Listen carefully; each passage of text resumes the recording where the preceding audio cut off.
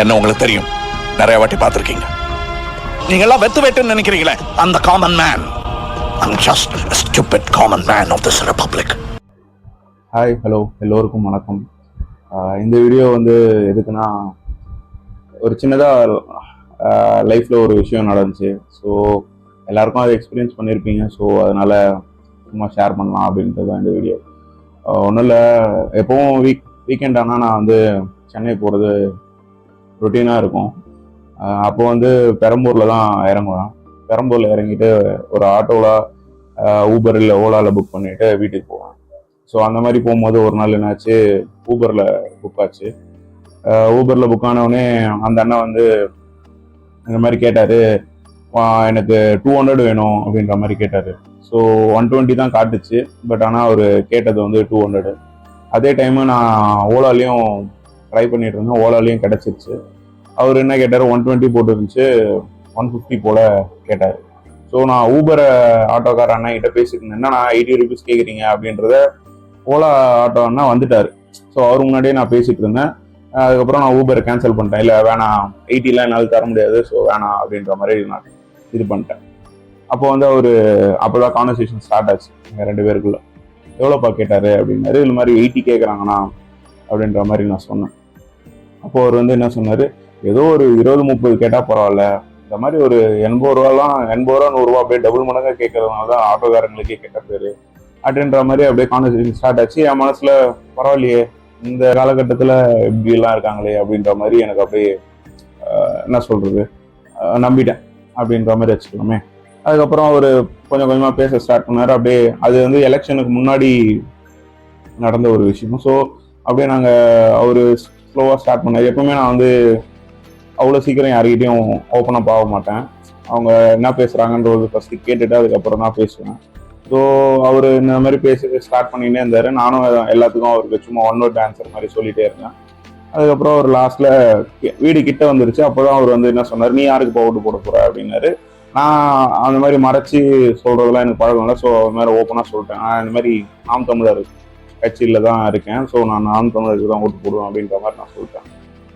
அவரு என்ன சொன்னார், நானும் நாம் தமிழரில் தான் இருக்கேன் அப்படின்ற மாதிரி அவர் சொன்னார்.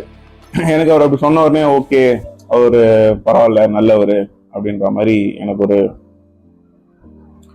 எனக்குள்ளேயே ஒரு தாட்டு அப்படின்னு வச்சுக்கோங்களேன். ஸோ அதுக்கப்புறம் அவர் வந்தார். 120 ஆச்சு பில்லு. நான் அப்புறம் 150 பே பண்ணேன். அந்த டைமில் என்னாச்சு, இன்னொரு இன்சிடென்ட்டும் நடந்துச்சு. என்னன்னா, அந்த டைமில் எனக்கு மார்னிங் 4லேருந்து 4:30 எப்பவுமே வந்து ஜிபேல HDFC பேங்க்கோட சர்வர் வந்து ஒர்க் ஆகுது.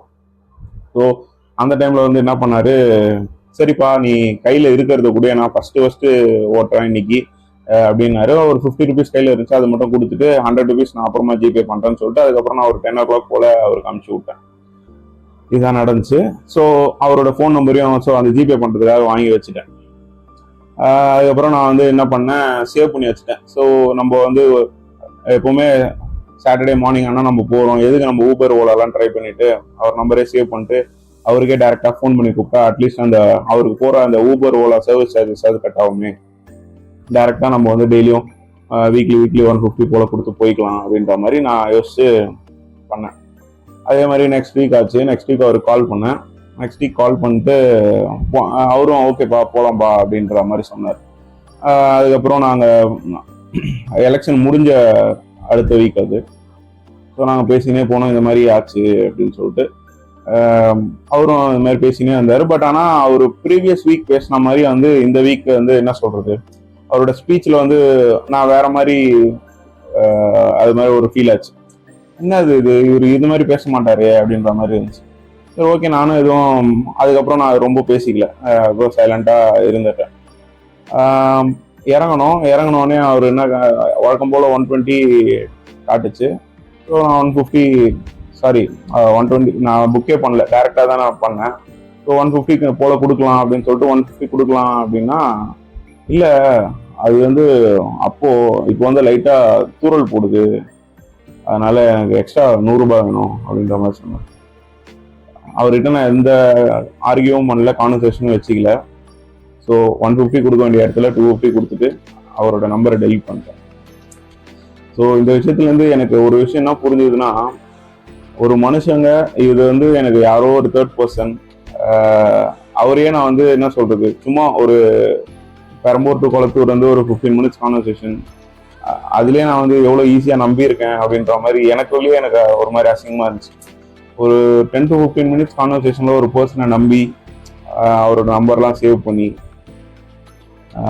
அடுத்த வாட்டி அவரை கூப்பிட்டு என்னன்னா எனக்கு ஒரு 100 ரூபாய் லாஸ் ஆனது ஒரு பெரிய விஷயம் இல்லை. எனக்கு அந்த 100 ரூபாய் எக்ஸ்ட்ரா கொடுத்தது கூட எனக்கு பெரிய விஷயமா தெரியல. எனக்கு என்ன என்ன என்ன என்னையே எனக்கு என்ன அசிங்கமா இருந்துச்சுன்னா, இன்னும் எவ்வளோ நாள் தான் இது மாதிரி ஈஸியாக நம்பிட போற அப்படின்ற மாதிரி எனக்கு ஒரு மாதிரி கஷ்டமா இருந்துச்சு.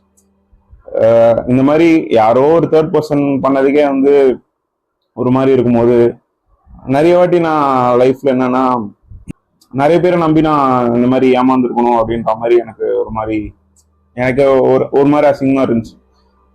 அவங்க பேசுற வேர்ட்ஸ் ஆகட்டும், அவங்க பேசுனதாகட்டும், அதையே நினைச்சு இல்லை நமக்காக இவங்க இருப்பாங்க, லாஸ்ட் வரையும் இருப்பாங்க, என்ன சொல்றது,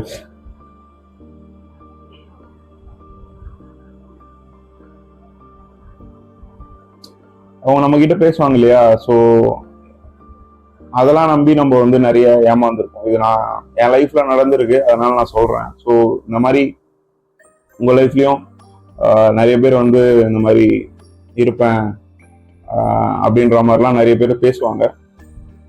கொஞ்சம் யோசிச்சு அந்தந்த டைம்ல அவங்களுக்கு சுச்சுவேஷனுக்கு என்ன ஏத்த மாதிரி இருக்கோ அந்த மாதிரிதான் மற்றவங்க நம்ம கிட்ட பேசுவாங்களே தவிர 100% அவங்க வந்து உங்க கூட இருப்பாங்களா அப்படின்னு கேட்டா அது கிடையாது. யாரோ ஒரு ஆட்டோக்கார அண்ணா வந்து சும்மா ஒரு 15 மினிட்ஸ் பேசினதுக்கே நம்ம வந்து ஈஸியா நான் நம்பிட்டேன், மற்றவங்க எப்படின்னு தெரியல. ஸோ அந்த மாதிரி லைஃப்லயும் அந்த மாதிரி எதுவும் அவங்க இவங்க இப்படி பேசுறாங்கன்றதுக்காக இவங்க எப்பவுமே இப்படி இருப்பாங்க அப்படின்றதெல்லாம் நம்ப வேணாம் அப்படின்றதுக்காக தான் இந்த வீடியோ. ஸோ ஒரு மாதிரி எனக்கு அந்த அந்த ஆட்டோக்காரனோட இன்சிடென்ட் எனக்கு மனசுல ஓடிட்டே இருந்துச்சு. அதுவும் இல்லாம இது சொல்லணும், எப்பவுமே வந்து எல்லா பர்சனும் ஒரே மாதிரி இருக்க போறது இல்லை. ஏன்னா போன வீக் பேசின ஆட்டோக்காரன்னு இந்த வீக் வேற மாதிரி பேசுறாரு. ஒரு தேர்ட் பர்சன் பேசினதுக்கே ஒரு மாதிரி இருக்கும்போது நம்மளுக்கு க்ளோஸ்டு ஒன்ஸ் அப்படி நடந்துக்கும் போது நம்மளுக்கு எவ்வளோ ஹர்ட் ஆகும், பெயினாக இருக்கும் அப்படின்றது எல்லாருக்கும் இதை ஃபீல் பண்ணியிருப்பீங்க. ஸோ ஷேர் பண்ணலாம் அப்படின்ட்டு தான். அப்படியே இருந்தாலும் என்ன சொல்றது, அந்த க்ளோஸ்டு ஒன்ஸு நம்ம எப்படி நம்மளை விட்டு போவாங்க அப்படின்னா வந்து நம்ம தான் தப்பு பண்ணோம், நம்ம மேலதான் தப்பு அப்படின்ற மாதிரி நம்ம கிட்ட பேசிட்டு போயிடுவாங்க. எனக்கு எப்படி ஃபீல் ஆச்சுன்னா, நீ நம்பினது ஊன் தப்புடா அப்படின்ற மாதிரி அந்த ஆட்டோக்காரன் எனக்கு பளிச்சுன்னு செவிலே ஒன்று விட்டா மாதிரி இருந்துச்சு. அதே மாதிரிதான் யாரா இருந்தாலும் நீ நம்பினது ஊன் தப்புடா, என்னோட இதுக்கு நான் பேசினேன் அப்படிலாம் எதுவுமே கிடையாது. ஒன்று மட்டும் புரிஞ்சுக்கினேன், ஸ்வீட்டாக பேசுறது ரொம்ப ரொம்ப ஈஸி, பட் ஆனால் அதுக்கு உண்மையாக இருக்கிறது ரொம்ப ரொம்ப கஷ்டம். ஸ்வீட்டாக பேசுகிற எல்லாரும் உண்மையாக இருப்பாங்கன்றது நம்ப முடியாது. அது நம்ம நம்பிட்டோம்னா நம்ம தான் கடைசியில் ஏமாலியாக இருப்போம். பேசுறது எப்பவுமே ரொம்ப ரொம்ப ஈஸி, ஆனால் வந்து அதுக்கு ஏற்ற மாதிரி நடந்துக்கிறது ரொம்ப ரொம்ப கஷ்டம். நம்மளோட பிரச்சனைனா அந்த மாதிரி பேசுகிறவங்ககிட்ட நம்ம கொஞ்சம் ஈஸியாக அட்டாச் ஆகிடுவோம். அதுதான் பிரச்சனை. நான் சொன்னேன் இல்லையா, அந்த ஆட்டோ டிரைவர் நம்பர்லாம் நான் ஏன் சேவ் பண்ணணும், என்னன்னா அவர் வந்து அந்த மாதிரி பேசினாரு அப்படின்றதுக்காக நான் வந்து ஒரு மாதிரி ஈஸியாக அட்டாச் ஆகிட்டணும் அப்படின்ற மாதிரி எனக்கே ஒரு மாதிரி என்னடா இது செஞ்ச தப்பியே மறுபடியும் செஞ்சுட்டு இருக்கோமே அப்படின்ற மாதிரி ஒரு இருந்துச்சு.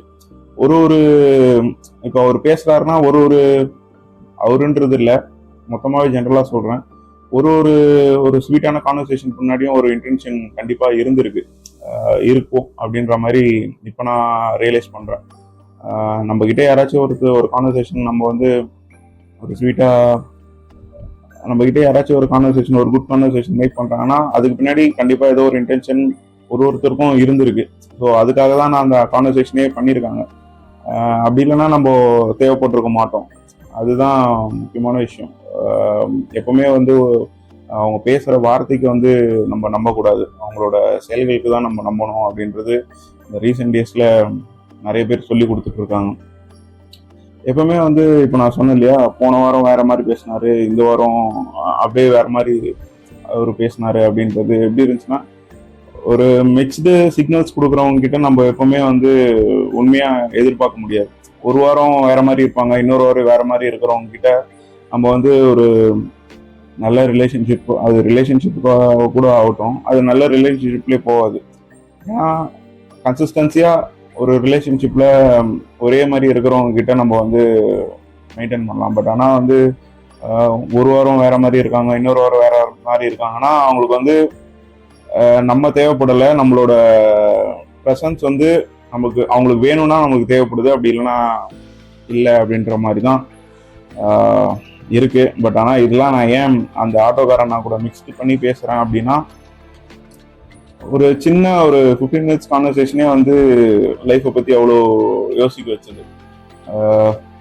நீ ஒன்ஸ் சைலண்ட் ஆயிட்டேன்னா அப்போ தான் அவங்களோட ரியல் ஃபேஸ்லாம் அவங்களுக்கு தெரிய ஆரம்பிக்கும். எனக்கு நான் அந்த 100 ரூபாய் கொடுத்துட்டு பிறகு அவர் கேட்டதுக்கு பிறகு நான் அவர்கிட்ட எதுவுமே பேசவே இல்லை. ஸோ அப்போ தான் அவரோட ரியல் ஃபேஸ் என்னன்றது எனக்கு தெரிய வந்தது. ஸோ வந்து யாராச்சும் நம்மக்கிட்ட நல்லா பேசிட்டாங்க அப்படின்னா வந்து தயவு செஞ்சு அது வந்து ஒரு பெர்மனன்ட் அப்படின்ற மாதிரிலாம் எடுத்துக்காதுங்க. ஸோ எல்லாமே ஒரு டெம்பரவரி மட்டும்தான். ஈஸியாக யாரையும் நம்பிடாதுங்க. ஸோ இதுதான் நான் ஷேர் பண்ணணும்னு நினச்சேன். Thank you so much.